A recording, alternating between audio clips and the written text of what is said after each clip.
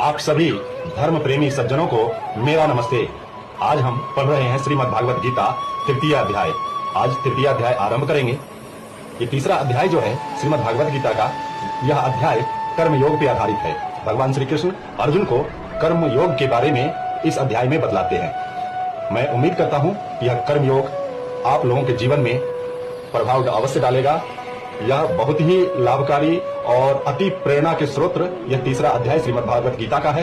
तो इसलिए मैं उम्मीद करूंगा कि इस अध्याय को सुनने का प्रयास करेंगे। देर न करते हुए हम अध्याय का पाठ करना प्रारंभ करते हैं।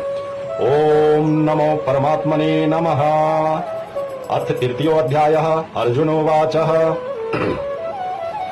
जायसि चेत कर्मणस्ते मता बुद्धिर्जनार्दन तत् किं कर्मणि घोरे मानियोजयसि केशव। अर्जुन बोले, हे जनार्दन, यदि आपको कर्म की अपेक्षा ज्ञान श्रेष्ठ मान्य है तो फिर हे केशव, मुझे भयंकर कर्म में क्यों डालते हैं।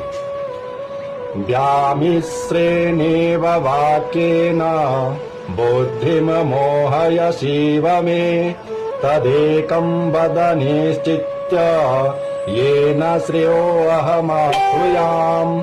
आप मिले हुए से वचनों से मेरी बुद्धि को मानो मोहित कर रहे हैं, इसलिए उस एक बात को निश्चित करके कहिए जिससे मैं कल्याण को प्राप्त हो जाऊं।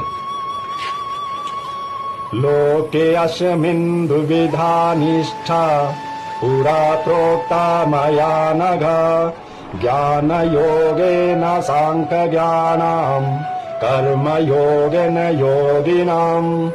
श्री भगवान बोले, हे निष्पाप, इस लोक में दो प्रकार की निष्ठा मेरे द्वारा पहले कही गई है।